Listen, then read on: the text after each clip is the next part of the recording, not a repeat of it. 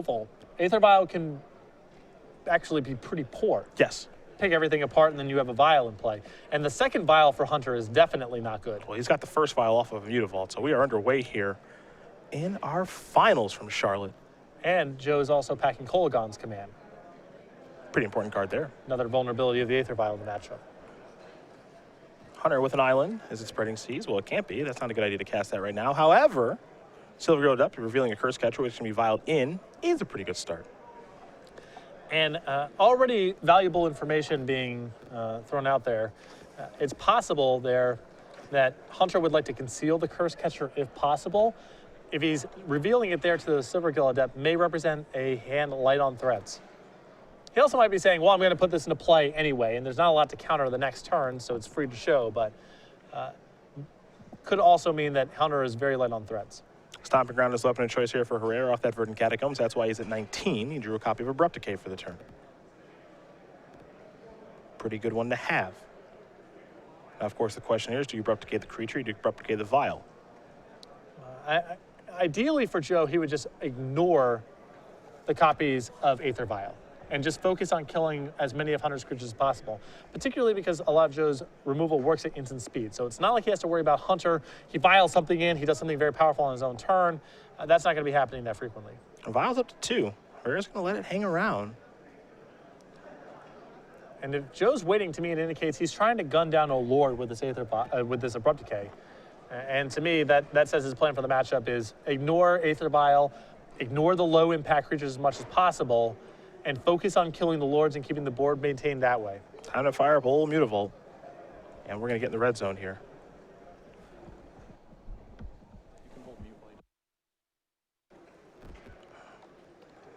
See what Herrera is going to do. Again, we know he's got a Abrupt Decay.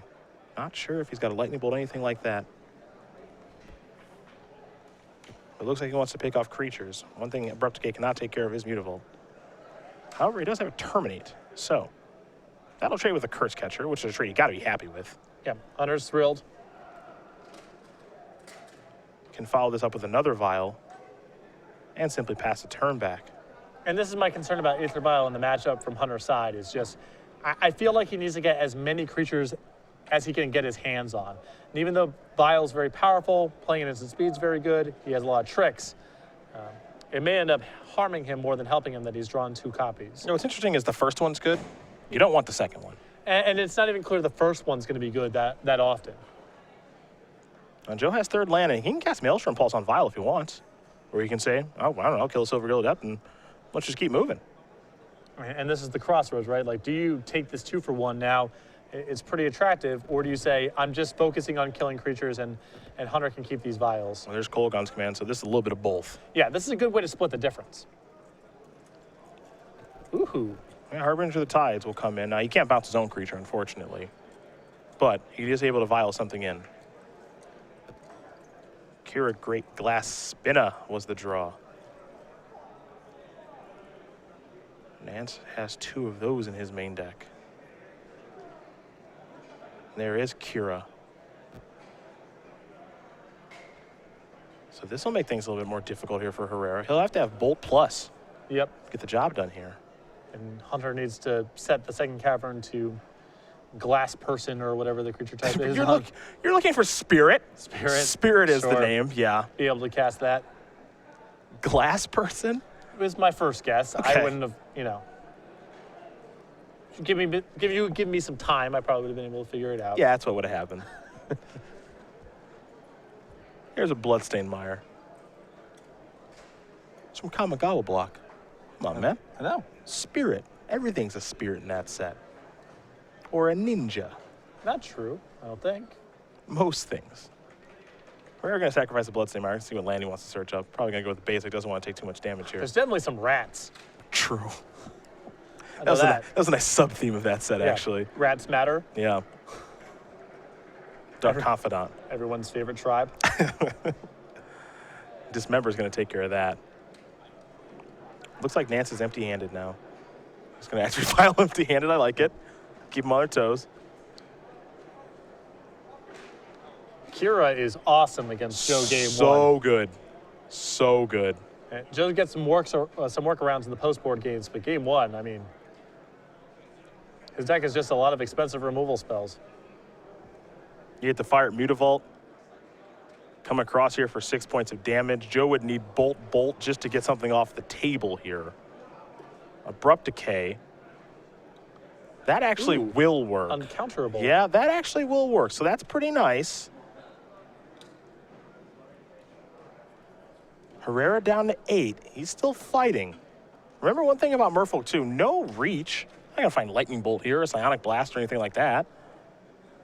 It's disappointing that you won't find Sonic Blast, but yes, you're correct. Here's Abbott. Take a look. Dark Confidant. I mean, Dark Confidant can at least block and trade. And I don't think Hunter's in the position just yet to sit back and just say, okay, I'll let the Confidant kill you. Well, Joe's going to cast it. There's Ghost Quarter to take care of the Mutavault. And Joe catching up pretty well here. Vial up to 3.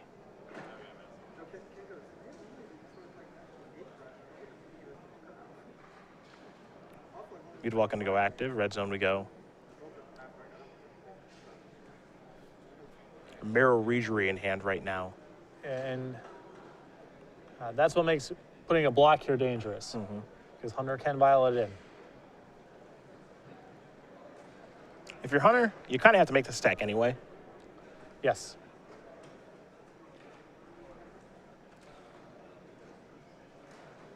And I think if you're Joe, you have to block with something. Because if you think it's possible he has Mirror Regery, you can't fall to 5 and keep a Confidant in play. Ghost Quarter is going to go to Mutavault now. This will allow Hunter to get an island out of his deck.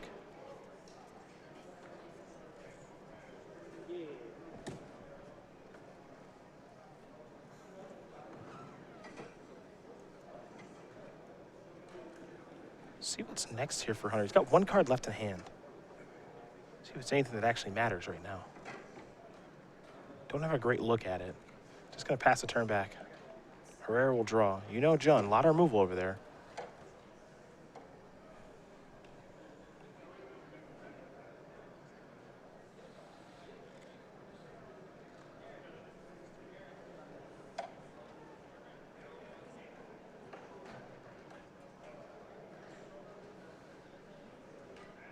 Here's Maelstrom Pulse. It's going to go after Marrow Regery. Is it a Spell Pierce? If it were, I think it would have cast it pretty quick. Yeah, I mean, really at this stage, Joe needs to kind of hang back and hope that Hunter just draws a land or some non-Lord Merfolk at some point. If he can trade off, then he gets some breathing space. I believe he has another Confidant in his hand, and he can take it from there. Nance will just have to pass the turn back. Vial number 3 in hand along with an island. You talk about the problems of Vial in the matchup, you can see it now. Yeah. At this stage, really any creature is good for Hunter, but these Vials do almost nothing. There's a Lightning Bolt. That'll trigger Prowess on Abbott. Looks like he's going to get a little aggressive, which I like. You want to get this game over with now if you're this far ahead. You know, there are some concerns about a card like Master. I don't think Joe has a workaround to Master right now anyway. His Abbott's not worth a whole lot if that card's in his hand, so. Kira number 2 was drawn. That's a way to get something going. But Joe has turned it around. I mean, he's on the offensive now and can race. And there's not a ton that he needs to play around. Verdant Catacombs is a pretty good draw. That's another Greenman source of mana. Here come the beatdowns. He'll sacrifice that Verdant Catacombs, go down to 7. He might be on his way up to 9 here in just a second.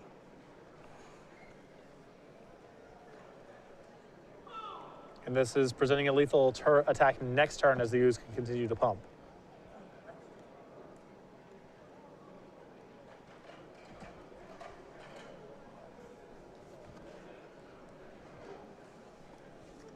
Some people on Twitter are a little surprised to see John in the finals. That I say, why? John's great. John's always great. And he got new tools. Some of them we see in play right now in Abbott. Although I believe only one. Just one, maybe testing it out, see how good it is. Follow-up Dark Confidant. And now Joe working with a life cushion, we can afford to play Dark Confidant down. If you're Hunter, you got to draw Master, like right now. I believe it was Spell Pierce. That's not the one. Kira going to hang back on D. The reveal's Overgrown Tomb. Looks like Scavenging Ooze was the draw. Joe might feel comfortable now to play Overgrown Tomb untapped. Unclear, but here's an attack. Hunter has to block the ooze regardless. Yeah. So Joe does not have to take the extra points. There goes Kira. If Kira's on D, life's not good.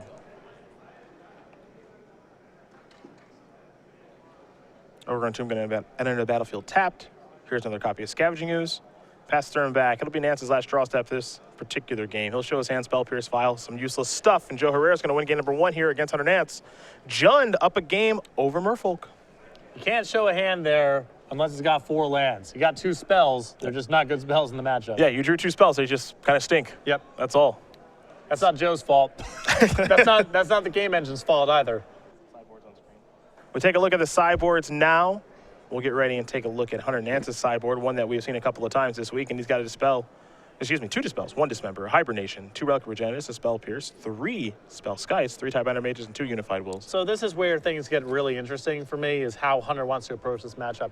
You look at a card like Tidebinder Mage, for example. Joe's got green and red creatures to lock down. Some of them are very good, like Tarmogoyf. So on the surface, you would say, yeah, bring in Tidebinder Mage. He's got targets in Joe's deck. But if you look over at Joe's sideboard with those Anger of the Gods and Damnations, can Hunter afford to just be flooding the board with low-impact stuff in the face of all these sweepers? I think he can bring in the copy of Dismember. It's a good answer to Joe's threats. And I think the Unified Wills are probably okay, although Joe puts plenty of creatures on the table as well. And there's some cards like Tidebinder Mage and Spellskite, which maybe he wants and maybe he doesn't. I think the relics are also good to bring in this matchup. He's fighting against Scavenging Ooze and Tarmogoyf, but I'm really curious to see how Hunter approaches this. If I was in his spot, I would just want to be as threat dense as possible, trying to make sure every spell matters, and I'm not sure Tidebinder Mage and Spellskite quite qualify. Other side of things for Herrera, he's got Abrupt Decay and Ancient Grudge, 2 Anger of the Gods, 2 Damnation. Very important card for his last matchup. Probably good in this one, too. 3 Fulminator Mage, 3 Kitchen Finks, and now Spellbomb, Olivia Voldaren, and a Shatterstorm. 6 great cards. The 2 Damnations, the 2 Anger of the Gods, the Abrupt Decay, and the Olivia. Olivia is a little bit on the slow side, but it does win the game on its own. And the removal and sweepers, I mean, that's all Joe really wants in this matchup. These players will shuffle up. Nance will be on the play. We take a look at the prize payout here for this main event. You got $5,000, 25 Open Series points, an invite to our Season 3 Invitational for the winner.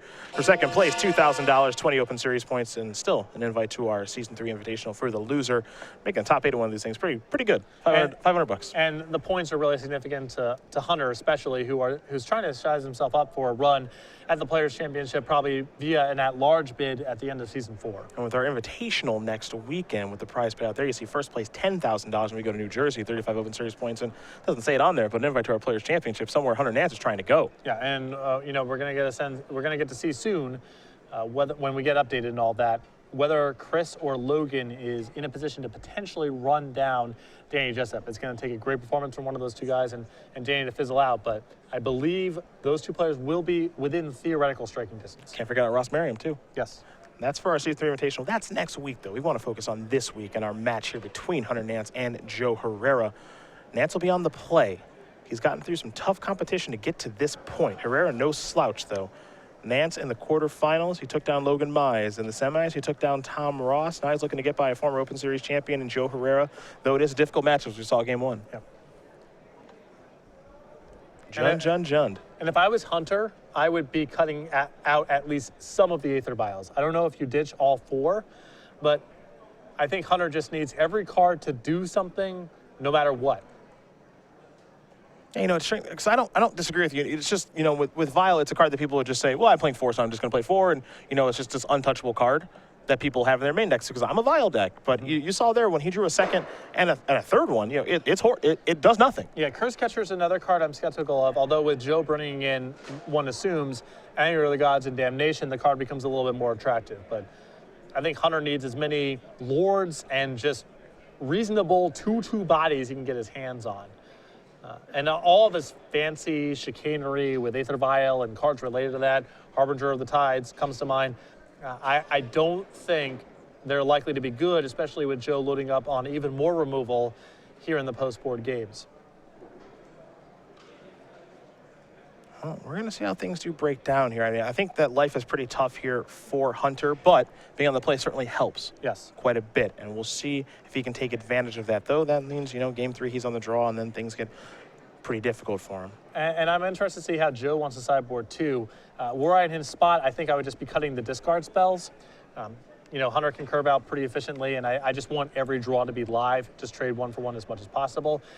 That said, Thoughtseize and Inquisition can be solid early on in the game, and Thoughtseize is one of his best answers to Master of Waves, something he can't do with Inquisition. So there's merits to both discard spells. Inquisition trades 1-for-1 early, doesn't cost Joe any life.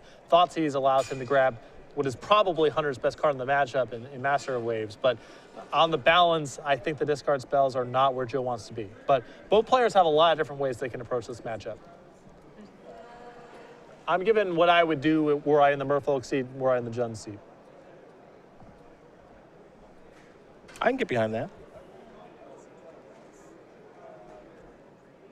Looks like, I want to make sure I got my information right here. Herrera might actually be a 2-time Open Series champion. I remember him, I remember him winning in Baltimore.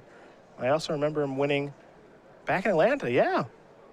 Pardon me, 2-time Open Series champion. Night Humans once, Big Red the other time. I remember the Big Red win. A bit of a brew. This is when he was starting 4 copies of Burning Earth, if you remember that card. So pardon me, Joe, 2-time Open Series champion. My mistake. Charlotte, North Carolina native. Indeed. The other time he won in Atlanta back in 2013. That was on my birthday, 3/2/2013. He got the job done with Night Humans. I remember that one. Yep. Because you messed up your foot. I remember that one too because of that. Called that show with Todd Anderson. On day 2. That's what you get for running. Just don't ever do that, and you'll be just fine. Yeah, this Humans deck list, Frontline Medic among others. Yep. One of my favorite Magic cards, actually. Relic Virginia is how things are going to start here for Nance. It's an odd choice. Good against Tarmogoyf, unclear. I mean, okay against Scavenging Ooze. Not excited. Oh, I was talking about the frontline medic comment. Oh, why is that? It's not exactly a silky smooth design. I mean, the card wasn't particularly good. I just kind of liked it. That's all. Hunter keeping a bit of a sketcher. You can't go to 5 cards against Jund. No, you can't. This hand with 2 copies of Silvergill Adept has a high upside to it at least. Yep. And I know it looks bad, but going to 5 cards against Jund is a death sentence. Joe kept 7s, probably got some removal spells, and you just can't win that way. Yeah, got to peel out. See if he's able. Cavern of Souls, I believe, was the draw. So he was. See what he wants to name with that Cavern of Souls. It's easy to say Merfolk there, but he's also got Cure in his hand. Yeah, Glass Person probably is the name. Yeah, you named it. Yeah. Glass People. Well, we had confirmation on what Cavern of Souls was naming as soon as we do know. And it goes with Merfolk, not Glass Person. Conventional route. Yeah. Goes with Merfolk.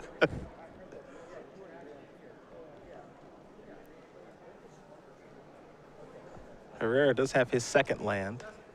That'll be a Verdant Catacombs.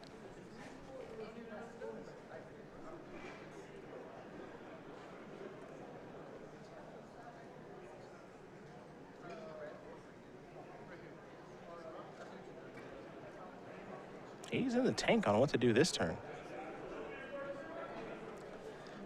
Got a lot of options in hand. It's also tough just because, Joe has to figure out how much he's willing to play around cards like Spell Pierce in the post-board games and how his timing is influenced by that.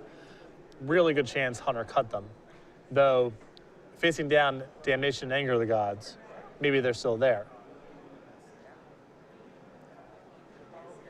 And Joe will search up a basic forest. Actively searching up basics. Wants to preserve his life total. Okay. Here's Star Confidant. Relic activation very quickly. Slow down that graveyard. Nance will untap and draw. So Harbinger of the Tides. The only way that Hunter has to punish his mana is Spreading Seas, and in that case, it doesn't really matter what Joe finds. We're gonna play Dismember, come across for 2. Players in the standard Premier IQ. Activate Relic. Active player is turn 0. Pass a turn back. Additional turns. Damnation appears to be the draw here for Herrera.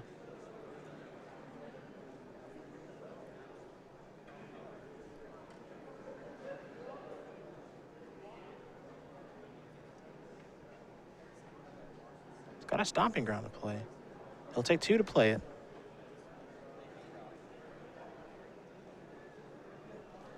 Now there's Scavenging Ooze. Might be a decent time for a response. Maybe not. I just don't know how much longer Hunter wants to keep this relic around. Yeah, you sort of feel like he's just got to get some more stuff in play. Yeah. If he's allowing Joe to just sort of, play his lands and whatever where he wants to and so forth, it's going to be hard for Hunter to apply much pressure before the door gets shut. Here comes Silver Gillidub. Lightning Bolt. Yeah, pretty good.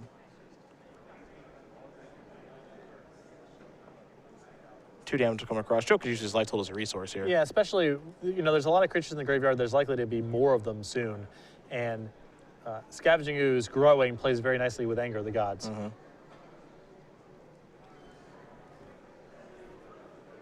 Not in much of a rush at all. He's the control deck in this matchup. Yeah. Hunter can't play that role. Here's 3 mana. Going to get the opportunity to take care of the relic now. That'll go active. And Joe, I think, is going to pretty comfortably remove that Lightning Bolt. Leave Dark Confidant there for Scavenging Ooze. If I'm Hunter, maybe I target myself there. Move a creature. Sure. Silver Gillidub or Lord of Atlantis. It's a minor thing. Yeah. But yeah, I think he wants to exile stuff out of his own graveyard, so he has the choice. Every creature matters. It's a life point, and the bigger and bigger that Ooze gets, even building up a board of Lords may not allow Hunter to punch through.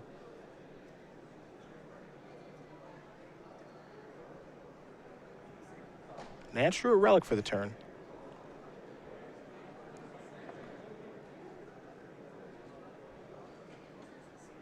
He's got to start to get some Lords on the table. The problem here for Hunter is he's obviously having mana difficulties, and Joe can really just make a big Scavenging Ooze and work him into an Anger of the Gods or Damnation. Yep. There's Relic. That's going to resolve. Now here comes Silver Gillidub.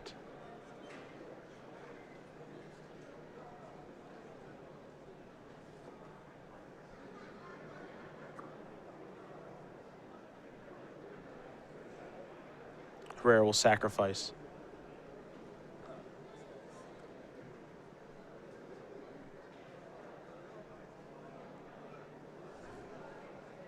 He'll get a Overgrown Tomb, have to take 2. He's taking some damage. Yep. Activate Scavenging Ooze, it appears. If he's willing to play it like this, I have to assume that, he's fine taking some chip shots, and he's got some real powerful end-of-the-line play here like Anger of the Gods or Damnation. Anger would be the ideal one, but if Joe's going and getting a second black source of mana instead of a second red source of mana with that fetch land, indicates Damnation. Liliana of the Veil could also be a line of play he's taking, which would be very good here. Relic activation. Silver Gillidub will deal 2.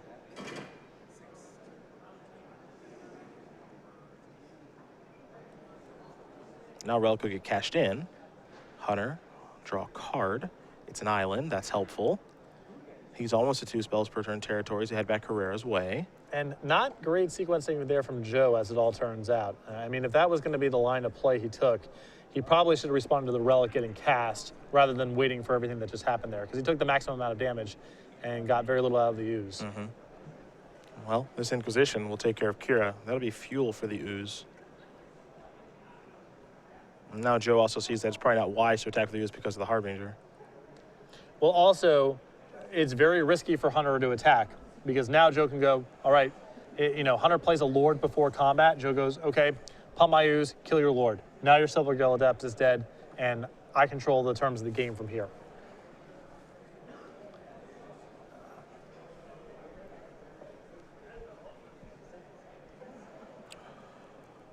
Oboro. Palace in the Clouds is the land. There's a Lord. Pass the turn back. Ooze is eating that. Yeah, I suppose the plan here from Hunter is if he draws a second Lord, then he can send in the Silver Gillidub. Although I guess even if you're playing against one removal spell, the Ooze becomes a 4/4 and you're attacking with a 3/2. See, for me, if I'm Hunter in this situation, I don't know if I can beat anything. Yeah. The longer we go like this, it's just, Joe's drawing Damnation, Anger of the Gods, all this stuff. I'm not really drawing to much. I'm just not sure I can play right. He's drawing a cooldown's command. Well, the card you're drawing to if you're Hunter by taking this line of play is Tiebinder Mage. If that's in your deck, then I can see trying to hang back, because the odds that Joe has something is very high. Most likely, if you go for an attack that last turn, you're just dead. So you want to wait a little while if you have Tiebinder Mage, and that gives you something to draw towards. I can understand the logic there. Because Joe has to use a removal spell on Tiebinder Mage if he has it, because that's the only way to unlock his blocker.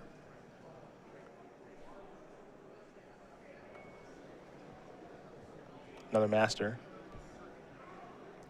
So again, Hunter's still not in a position to attack. The other card he's playing towards with the board that he's building up here, now with a second Lord in play. Master of Waves. Not maybe? just Master of Waves, Spreading Seas. Sure. Then he doesn't have to worry about the use as well, at all. I'm not saying there's no risks to the line of play that Hunter's taking, but the most likely scenario is he has an instant speed removal spell and you die. This way, at least you're drawing towards something where even if he does have a removal spell, you're not necessarily out of the game. I believe Joe has Maelstrom Pulse, however, which is about the worst case scenario. Yeah. It is bad news. That's food for Ooze. Ooze is attacking here. Now this is interesting-ish.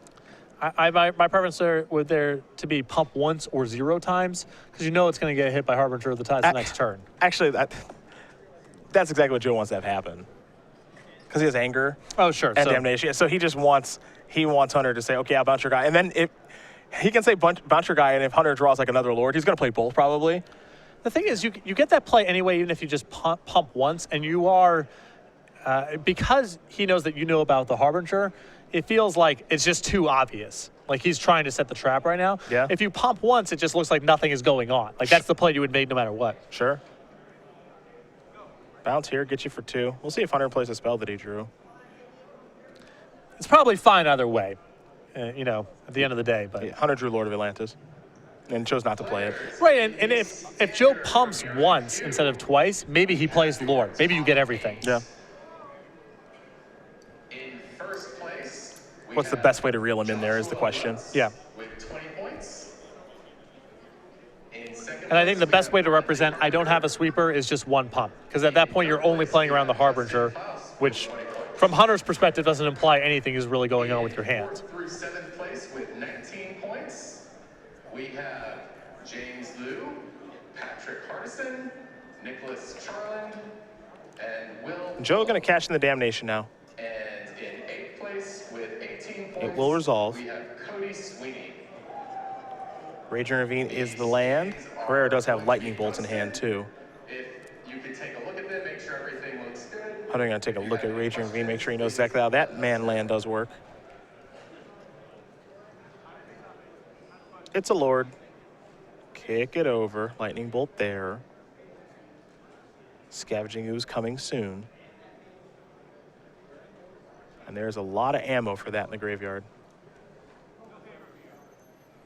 Actually, it looks like Hunter's card in hand is a Master of Waves. Kitchen thinks is annoying.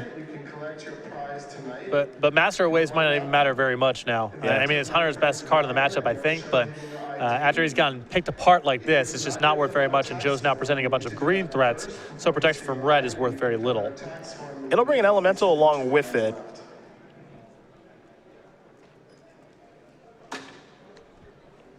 But I think I agree with you. It's not going to be worth very much, though it is one of the better cards in the matchup here. Herrera going to activate Scavenging Ooze, heal a creature, gain a life, put a counter on the Ooze. Please come to the stage. Time to untap. And draw.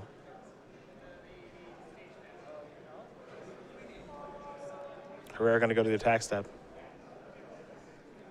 He likes where he's at here, and I would too. Feels like only a couple of attack steps away from a 3rd Open Series title here for Joe Herrera. In a very Jundy way to win. It wasn't like one moment ever happened where you said, this is where the game got away from Hunter. He just had answers for everything. Finks will persist. Some life will be gained. And again, the Merfolk deck without any reach.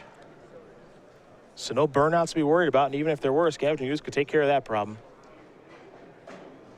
It's back to Nance.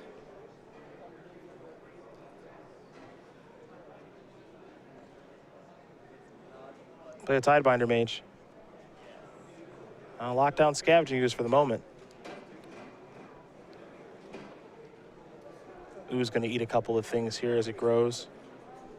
Master of Waves decides to hang back on D. Looks like Herrera's last card in hand is another copy of Damnation. Yeah, and now he can hang back for as long as he wants to here.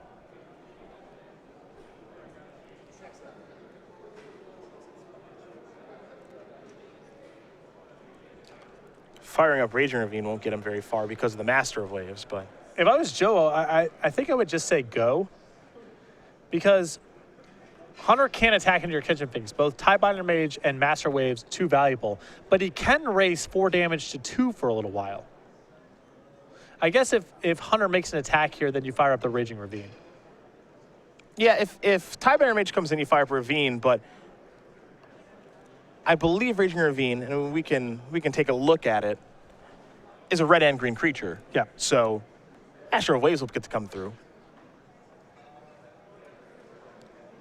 Yep, because it does have pro red. My point is that I think if he hangs back on defense, he's way more likely to sucker in the last card, the last threat that Hunter has. Sure. And then Damnation plus Raging Ravine is enough to carry the day. This way you risk turning the game into a little bit of a damage race, and then something like Spreading Seas or Harbinger of Tides could give Hunter some shot. Because he can't attack you at all. Both of his creatures are critical. Scavenging Ooze really wants to untap. Real bad. Doesn't get to, but it really wants to.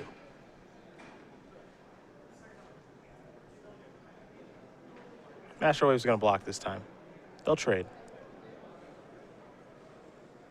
Another Scavenging Ooze. Nance will draw. Believe another Tidebinder Mage.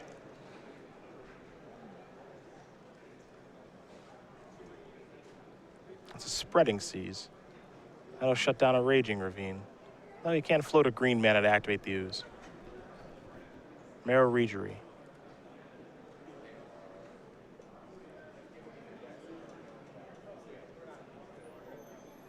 Regery will be deployed. Pass the turn back. I'm gonna go Eating with Ooze. I think Joe's got enough things to eat that he can present lethal, assuming he's got another Ravine down there. Yeah, I mean, he's got a Ravine plus a 4/4 Ooze. Both are lethal. We're now hitting double chump block territory. Not a lot to worry about from Nance's side. Yeah, he's tapped low, so Harbinger's not in the equation. Can't pay for a Dismember. There's the activation of the Ravine. There's a removal spell and Terminate. As long as he doesn't forget that count on Raging Ravine. Which I think he may have. Yep. So it goes. Yeah, we'll play one more turn here. Nance will draw.